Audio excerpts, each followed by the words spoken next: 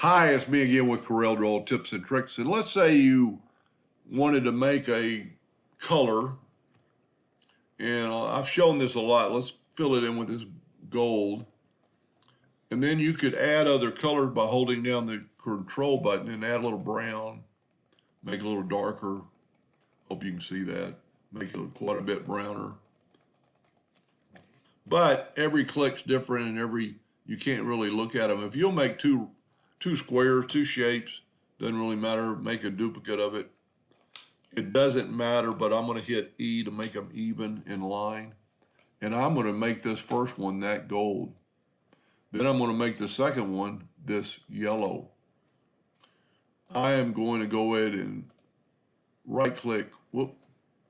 I'm going to right click on it and put no outline just so the outline won't get in the way. On both of them, I'm just right clicking no outline.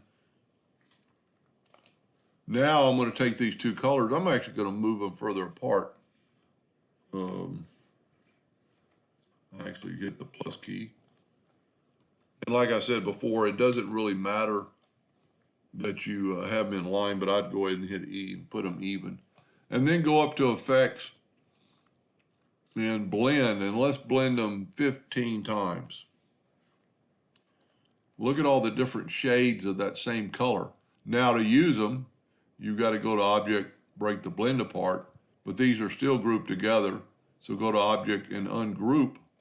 And now you just kind of look through and said, I like that color, or maybe I like that color. So you've got a bunch of colors in between there, that are dark, from dark to light, that you could play with. And this would work with any color, purple. I did it just recently for purple. Let's go down to our purple. Now I'm using RGB, but most people that work with color are going to use probably CMYK. But we're going to go there and we're going to give it a really light. Maybe we'll make this one a little bit darker. And then blend these 15 times and go up to Object and break the blend apart and go ahead and go to Object and ungroup them,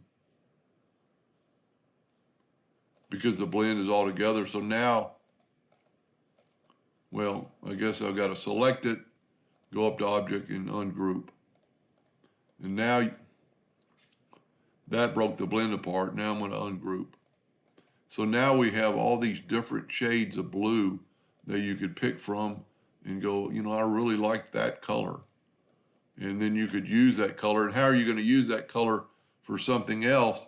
Let's just say you have an ellipse and you want that color in there. It's not in your color palette. You could add it, but just go to your Smart Fill tool, grab your eyedropper tool, take a sample of that and put it in there. And you can do that with any shape, form, or fashion. Anyway, just an idea. Hope that helped. Thank you for watching.